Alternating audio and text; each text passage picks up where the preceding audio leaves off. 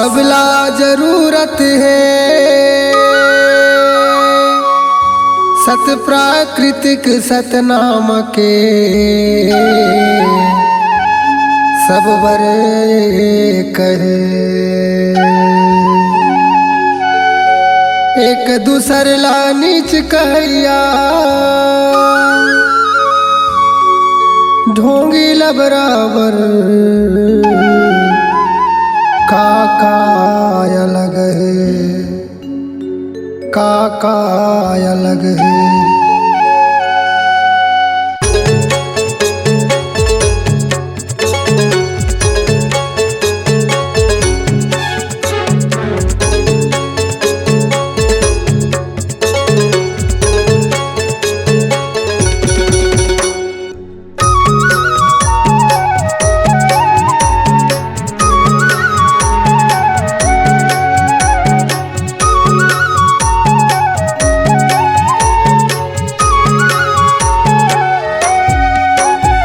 गुरु के वाणी हो अमृत पानी के समान, बाबा के वाणी हो अमृत पानी के समान। गुरु के वाणी हो अमृत पानी के समान, बाबा के वाणी हो अमृत पानी के समान।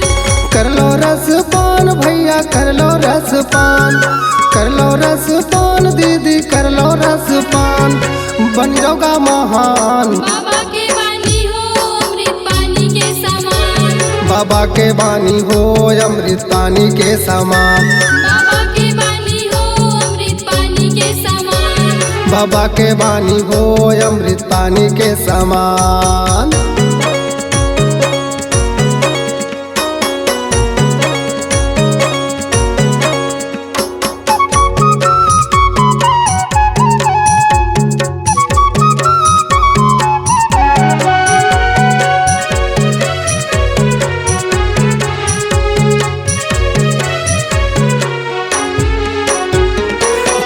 का बखान करो रसता बताए सत्य रसता बता।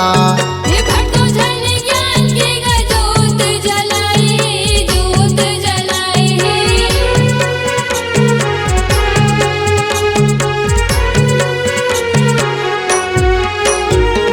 कते का बखान करो रसता बताए रसता बताए।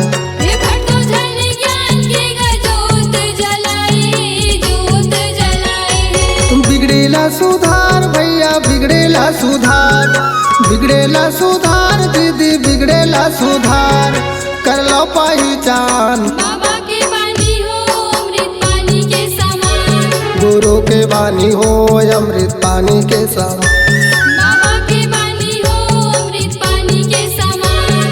गुरु के वाणी हो अमृत पानी के समान।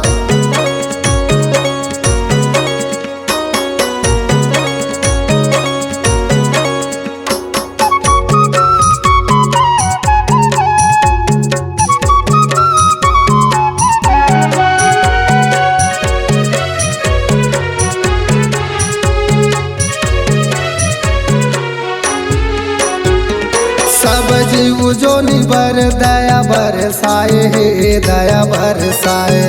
नाम पहचान कर कर मसमाए कर मसमाए।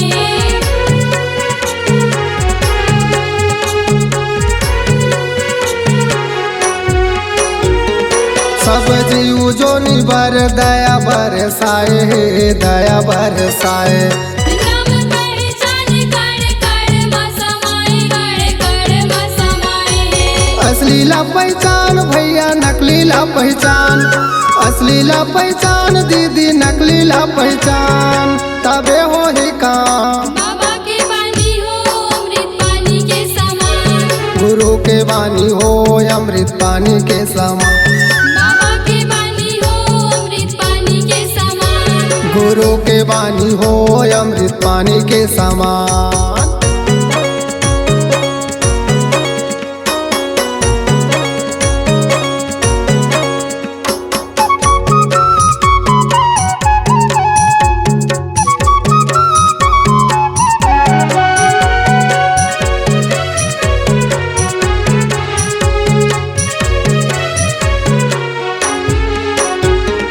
देवैया लकग्रम पथरम माथे नवाए दे माथे नवाए।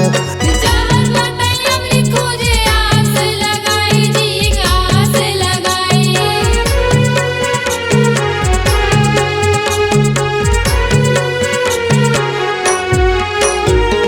देवैया लकग्रम पथरम माथे नवाए दे माथे नवाए। जहर बताई अमृत खोजे आस लगाई जी आस लगाई। पूजा करो सेवा करो झन करो अपमान, पूजा करो सेवा करो झन करो अपमान। दाई दादा है भगवान बाबा के बानी हो अमृत पानी के समान। बाबा के बानी हो अमृत पानी के समान। बाबा के बानी हो अमृत पानी के समान। गुरु के बानी हो अमृत पानी के समान। बाबा के बानी हो अमृत पानी के समान। गुरु के बानी हो अमृत पानी के समान।